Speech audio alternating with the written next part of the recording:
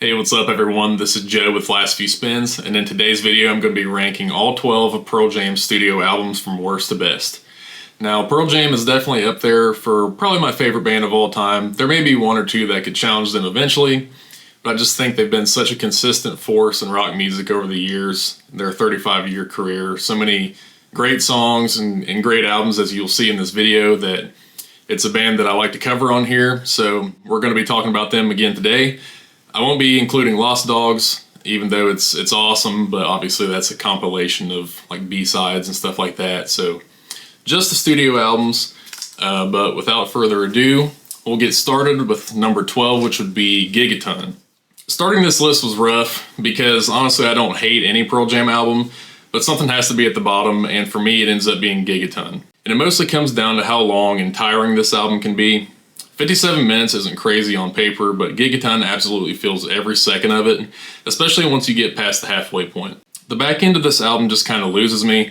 Those last three songs, Comes and Goes, Retrograde, and River Cross, aren't bad songs at all. In fact, Retrograde is probably the best of the three, but by the time you get there, you're already kind of exhausted, and ending the album with three low-energy tracks like that in a row just doesn't work for me. It doesn't feel thoughtful or emotional, it just feels like the album is slowly powering down and you're left waiting for it to be over. And what's weird is that even the songs that should give it a boost don't really do much for me. Never Destination and Take the Long Way, for example, are in the middle of the album. They move along faster, but they just still feel kind of flat. Nothing about those songs really jumps out, and I think a lot of that is just how the album is sequenced too. There are just too many songs that sit in the same tempo and mood stacked right next to each other, and it kills any sense of momentum. If this track list were shuffled around, I honestly think that I would feel very differently about this album. So this is the very first Pearl Jam album that I was fully tuned into whenever it came out, like at the time of its release. So I remember being genuinely excited to experience it from start to finish. When the first single, Dance of the Clairvoyants, dropped, a lot of fans hated how slick and different it sounded, but I actually loved it right away. It felt like Pearl Jam was trying something new, which was honestly very refreshing and welcome. Then the single Super Blood Wolf Moon came out, and then Quick Escape, which is easily my favorite song on the album. At that point, I was thinking, okay, maybe this record is actually like really going to go somewhere. But once I had the entire album to listen to, and the more time that I spent with it, the clearer it's all became that all of those great moments are just packed into the front half. And once you get past those first 6 tracks, the album just kind of starts running out of ideas. There's more energy, more risk, and more personality in the beginning than there is in the entire second half. And by the time it ends, it just feels like the band kind of ran out of steam at some point, but they just kept going anyway. So yeah, I still give Gigaton a 4 out of 5 stars. It's pretty respectable, because there is a lot of good stuff here, and I don't regret the excitement that I gave to it. But in the context of Pearl Jam's catalog, it lands at number 12 and at the bottom of this list, not because it's bad, but because it just never really sticks to landing. Number 11 on the list will be Dark Matter. So, as of the time of this recording, Dark Matter from 2024 is the most recent entry in Pearl Jam's catalog, about 33 years into their career. And while this isn't anywhere near one of my favorite Pearl Jam albums, I do think it's worth saying that a band even being able to put something out this solid this far into their career is pretty impressive. And most bands lose whatever creativity or drive that they had way before this point, even if they're still doing it at all. One of the biggest things that stands out to me on Dark Matter is that it actually sounds like the band is having fun again. There's a real togetherness here that I didn't always feel on Gigaton, which often sounded more segmented, like everyone was working in their own little corner, and then at the end they kind of like put it all together. And on Dark Matter, there's more of a communal energy, and that really comes through on some of the album's strongest tracks. Wreckage is a great example of that. It's bright, mid-tempo, it just feels comfortable, like the band is locked in and playing in the pocket without forcing anything. Running works for the opposite reason. That song has this youthful, high-octane energy to it that honestly shaves a couple decades off of the band. It's a quick little rush, and it's one of the moments where Pearl Jam actually sounds energized instead of just experienced. Where Dark Matter loses me is some of the more forgettable, generic tracks. Songs like Won't Tell and Something Special just never really stick. Even as a big Pearl Jam fan, this isn't an album that I've really gone back to over the past year. And when I revisited it for this video, I genuinely couldn't remember how some of those songs even went. And even now, they still haven't really clicked with me. React Respond is one that I do remember, but not for the right reasons. Eddie to me sounds like he's out of breath and strained throughout the whole track, and it ends up pulling focus away from what could have been a really strong song. The whole thing just feels rushed, and the vocal performance just doesn't quite sell out the way that it needs to. That said, I do want to end on a positive note about Dark Matter, because Andrew Watt's production deserves some credit here. There's a punch and immediacy to the sound that really helps the heavier rock moments land, and overall it makes Pearl Jam feel far more motivated and alive than they did on Gigaton. It's not a late career masterpiece by any means, but it's a solid, energized entry that proves the band still has something left in the tank. So just breaking into the top 10 from 2002 is Riot Act. Now, if there's ever been a Pearl Jam album where I wish I could just trim a few songs off of it, it would be Riot Act first and foremost. Similar to Gigaton, there's a genuinely great album buried in here, but you kind of have to dig for it a bit. And that's the frustrating part. I feel like I'm constantly trudging through some of the most generic songs, not just on Riot Act, but in Pearl Jam's entire catalog. And look, I'll admit, I'm probably a little too familiar with this album at this point, which makes it harder to separate nostalgia from reality, but when it comes down to it, songs like Ghost, Get Right, and Green Disease all blur together for me. They just feel like they were written the same day or something, and sonically they're just way too similar. That sameness gives the album this weird sense of safety that undercuts the risk that they do take on some of the stronger songs. That said, Riot Act absolutely has the strengths. Lyrically it holds up really well, and the production feels full and complete across the board. You can also hear Eddie's voice starting to shift into a higher register around this time, which gives the album a brighter surface level feel. But then you get a song like You Are, which is just one of my favorites. And underneath that brightness, you've got this low-end kick drum just pounding through the mix. That sweet guitar effect that sounds like it's from another galaxy that Mike McCready uses is great on its own, and that breakdown around the 3-minute mark is easily my favorite single moment on the entire album. I wait for it every time, and it never disappoints. Another huge highlight for me, and I'm not even kidding here, is Bush Leaguer. This might honestly be a top 10 Pearl Jam song for me overall. It's criminally underrated, and unfortunately it's probably never getting played again live because of how specific it is to the George W. Bush era. That said, a lot of the themes still hit pretty hard, especially that Born on Third thinks he hit a triple line, which honestly feels just as relevant now with the doofus that's in the Oval Office now. Thumbing My Way is another track that I've always loved. When people talk about driving songs, they usually mean like fast, upbeat stuff, but for me, this is the perfect road music. It's calm, reflective, and really captures that feeling of time passing and the miles rolling by. And honestly, this album needs a song like that. It acts as a palate cleanser from all the generic rockers and gives the record some emotional breathing room. So just like the first two albums that I talked about, the reason that this album ends up so low for me isn't because it's bad, but it does end up ahead of those because it does have higher highs than those other two albums. And even though it's closer to what many people consider Pearl Jam's strongest era, it still just kind of feels bloated to me. No matter how much I appreciate the great moments, that's something I just can't fully look past. So number 9 on this list from 2009 is Backspacer. So to counter my point from the previous album I just discussed, Riot Act, at just 39 minutes, Backspacer is a really quick, fun album to jump into. It's not some hugely important record in Pearl Jam's history, and it didn't exactly move the needle for rock music when it came out, but that's kind of what makes it work. It's lean, it's breezy, and it doesn't overstay its welcome. What Backspacer doesn't do is reinvent the band, but what it does show is a more vulnerable side of Pearl Jam, especially on songs like Just Breathe and The End. Those tracks strip things back and let the emotion do the heavy lifting. On the other end of the spectrum, you've got some really solid rockers like Force of Nature, The Fixer, and Unthought Known. None of these songs feel particularly urgent or world-changing, but they're packed with hooks and melodies that get stuck in your head, and sometimes that's honestly enough.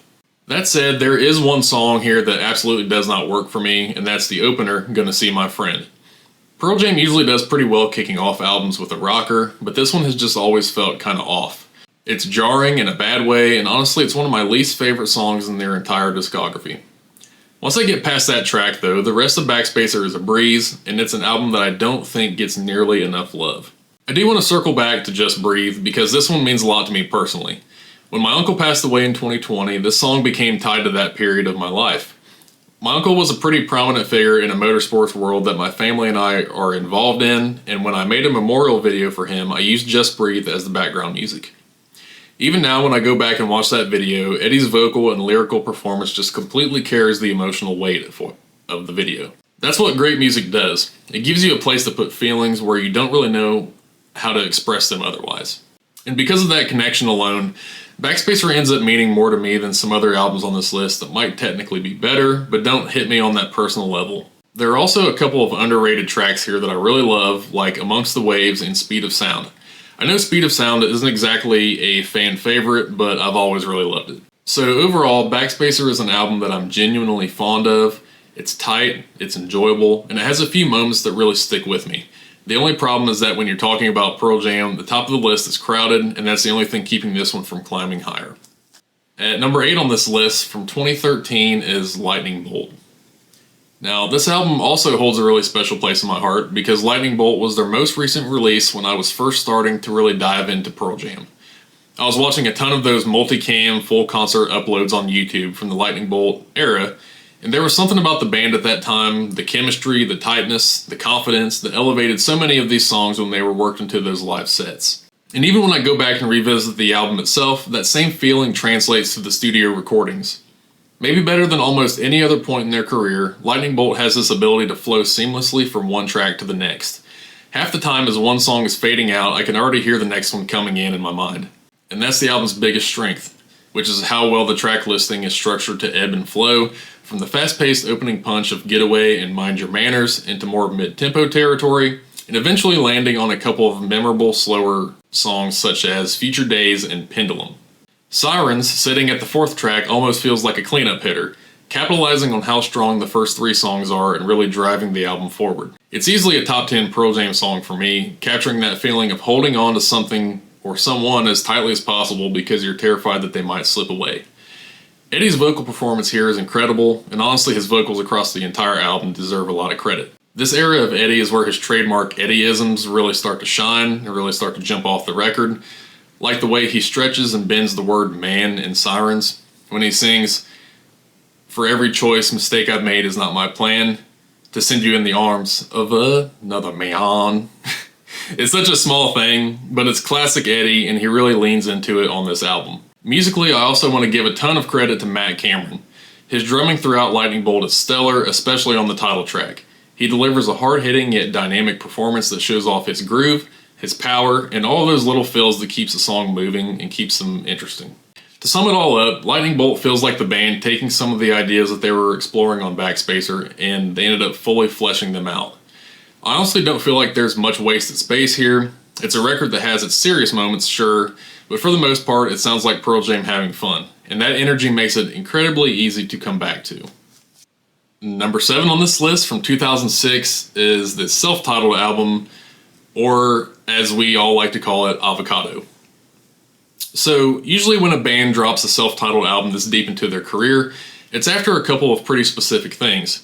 Either they've drifted too far from the sound that made people care in the first place, or they've hit some kind of lull and are trying to reset and rediscover the magic. But with Pearl Jam, I don't really think any of those things apply here. The album before this, Riot Act, already shared a lot of the same DNA that you hear on this record, and while Pearl Jam definitely wasn't on top of the world anymore in the mid-2000s, they were still a massive touring band with an incredibly dedicated fan base. This wasn't a comeback album by any means, it was just more like a statement of where they were at. And maybe that's part of the reason why the self-titled name never really stuck, and you don't just call this one Pearl Jam. Because most of the fans, we call it Avocado, and I honestly couldn't tell you why there's an avocado on the cover, but it's just kind of perfect.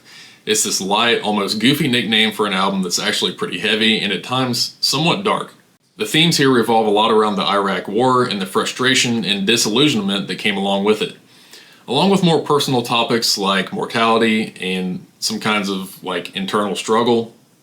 What Pearl Jam does really well on this album is bury some of those heavy ideas beneath songs that just straight up rock. The opener, Life Wasted, is a great example of that, as is Unemployable, which is this super hooky song about someone barely scraping by and feeling left behind. Then you've got tracks like Worldwide Suicide and Army Reserve, which are much more direct in their criticism of the war and the way American leadership sold it to the public. Musically, this album just goes. Mike McCready and Stone Gossard are pulling out some of the nastiest riffs Pearl Jam ever put to tape in the mid-2000s, and the whole thing has this gritty, no-nonsense energy to it. But it's not all full-throttle rock. The album really shines actually when it slows down near the end. The track Comeback is quietly devastating, and then it leads into Inside Job, which is not only my favorite track here on the album, but also one of the most powerful moments in the band's entire catalog, with Mike McCready writing openly about his own struggles and how he finds hope by looking inward. This is also where Pearl Jam's decision in the late 90s to become more collaborative as a band really paid off, because without that shift back then, a song like Inside Job probably doesn't exist. If I had to nitpick anything about it, there are a couple tracks I could live without.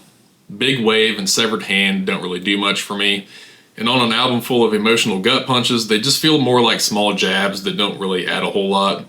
But overall, this is an excellent mid-era Pearl Jam record. It's heavy, it's honest, it rocks when it needs to, and it hits hard emotionally when it slows things down. It's just one of those albums that always feel rewarding to come back to. So I should mention that as we hit the halfway point on this list, Pearl Jam fans will probably notice a pattern. The band's first 6 albums are all going to be making up the top half of my rankings. Don't worry, the order does get a little bit more mixed as we go along, but landing at the number 6 spot is the 6th album in their catalog, Binaural. This album finds the band at a really important turning point. This is the moment where they finally settle on a drummer in the form of Soundgarden's Matt Cameron, who would go on to anchor the band all the way through his recent departure in 2025.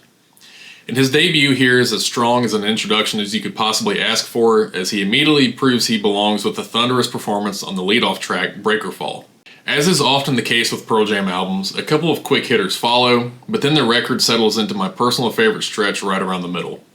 Nothing As It Seems hits pretty hard with Mike McCready's guitar crying out in pain, layered over Stone Gossard's hypnotic rhythm part. The song builds with this eerie tension until the drums finally enter, and once they do, the band is at full strength, pushing and pulling in a way that feels both restrained and explosive at the same time. Of the Girl, another subdued type of track, has one of the sickest intros that they've ever recorded. It gives me this feeling that something big is about to go down, which is probably why it works so well as an opener in the live shows whenever they've chosen to kick things off with it. I do think a lot of Binaural's most well-known tracks sit within the first 2/3 of the album, but the closing stretch is incredibly underrated and doesn't get nearly the love that it deserves. Rival, Sleight of Hand, Soon Forget, and Parting Ways wrap things up in a way that feels thoughtful and deeply satisfying. So this is easily the biggest grower in Pearl Jam's entire catalog, and while I wasn't there to experience Binaural at the time of its release, without knowing everything that would come after it, my good friend Paul, who is the ultimate Pearl Jam fan, what's up Paul, has told me many times that it took him a long time to fully appreciate this album. Even though my own journey with it has been much shorter, I completely understand what he means. Every time you revisit this one, you're reminded of just how good it really is. And a big part of that comes down to the production. It's uniquely immersive, designed to feel like you're in the room with the band as they're playing. And you can hear the ambiance and the little extra details scattered throughout, like the fidgety room noise at the beginning of Thin Air, for example. And it really gives the album a live, kind of like in-the-room quality. That atmosphere is something I really appreciate, and it's a huge reason why Binaural continues to reveal more with each listen. So as we take a little break here before we hit the top 5 of this video, I just want to invite you, if you're enjoying this content and want to see more like it, please subscribe here to Last Few Spins, and also give a like to this video, as each of those things really helps the YouTube algorithm know which videos to show other music lovers such as us, or Pearl Jam lovers. So do a couple of those things for me, I'd really appreciate it. But we will go ahead and get into the top 5 of this video. From 1996, at number 5 for this list is No Code. Now, despite it being a few albums behind the top spot still, No Code may have the distinction, for me at least, of having the widest range of song types in Pearl Jam's catalog, which, as I understand it, really threw parts of the fan base for a loop at the time of its release. As I mentioned when talking about Binaural, I obviously wasn't around when No Code first hit the shelves to have an opinion in real time, but I've tried to put myself in the shoes of those listeners who may have had an issue with it, with some of the more unpredictable sounds that Pearl Jam lean into here, especially on a song like Who You Are. And honestly, I just can't relate to the frustration towards the band at that time, because this album is just so damn awesome nearly from top to bottom.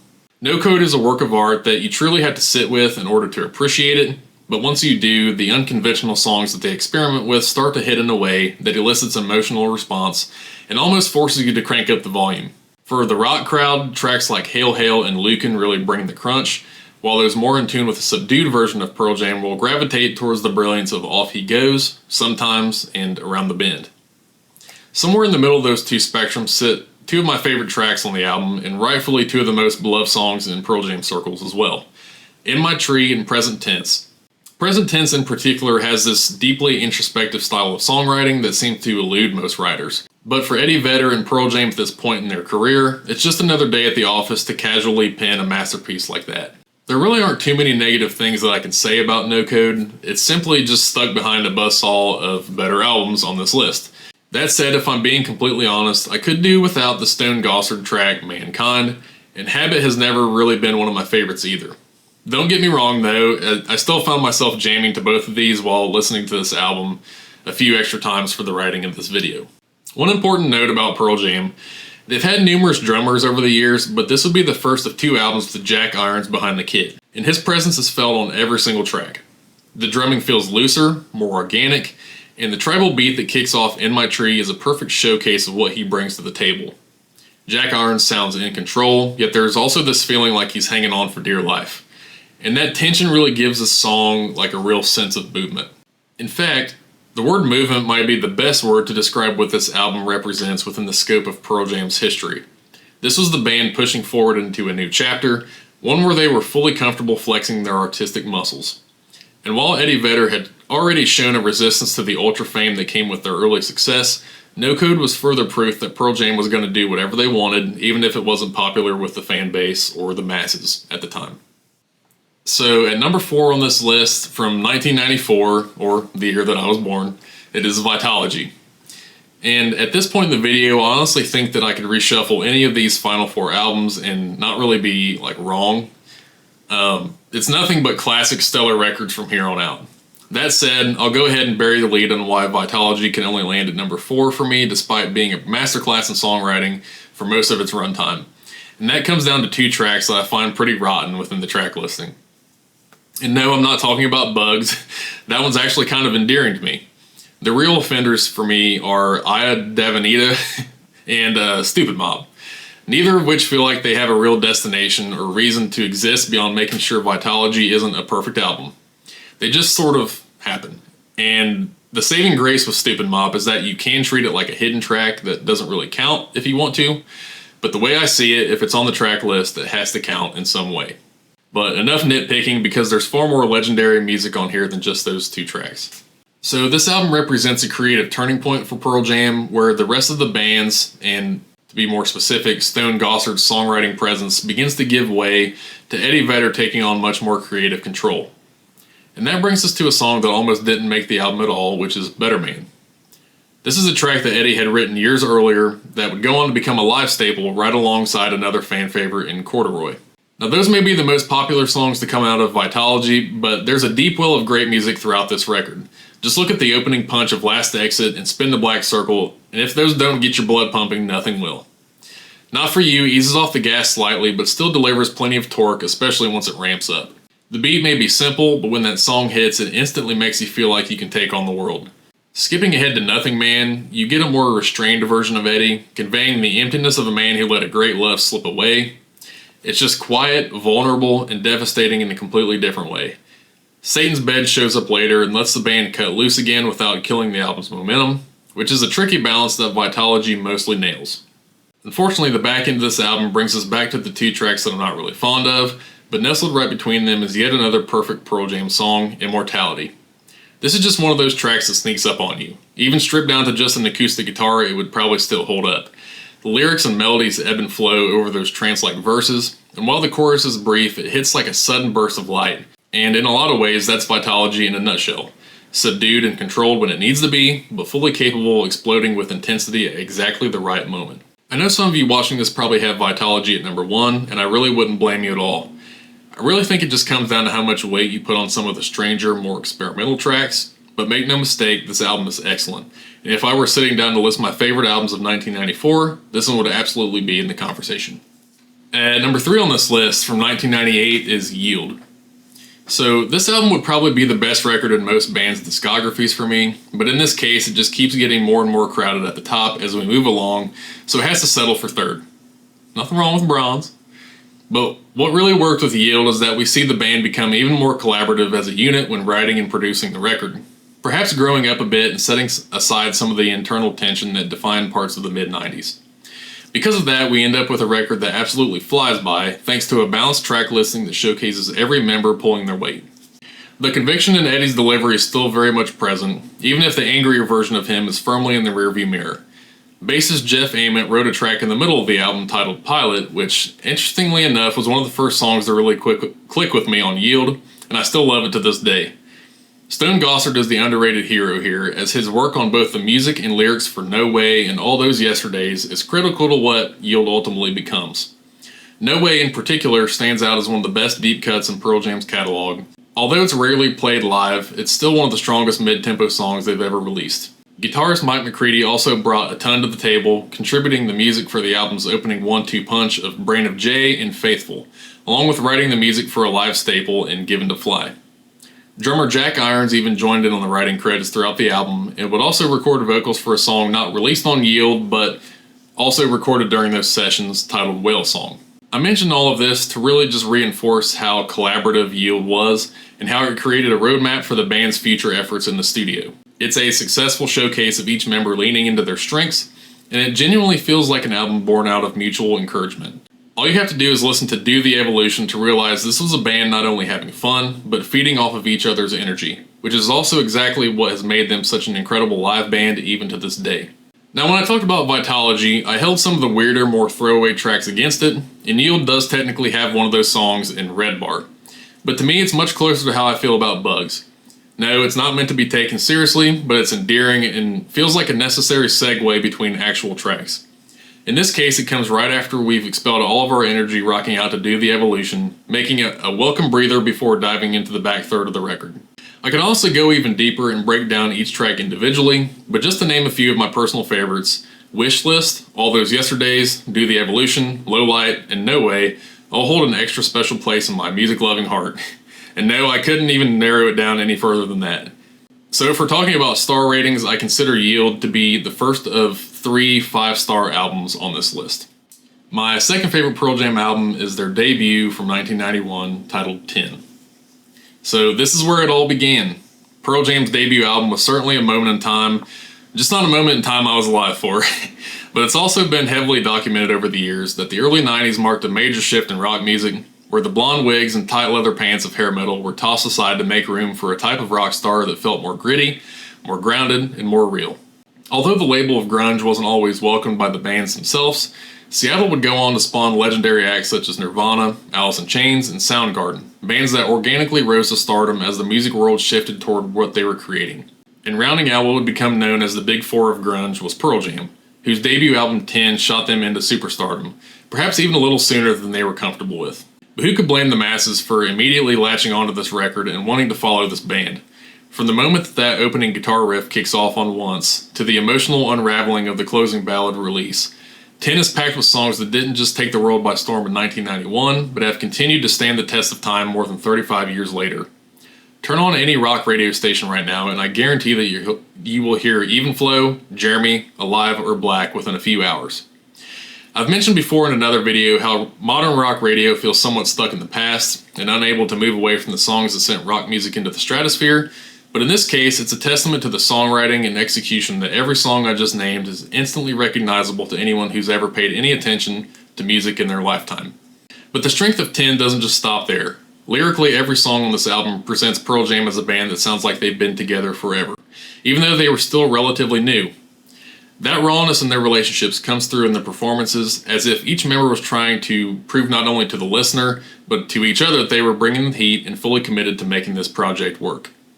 Jeff Ament and Stone Gossard had history together from their time in Green River and Mother Love Bone, but beyond that, this is still a pretty fresh arrangement.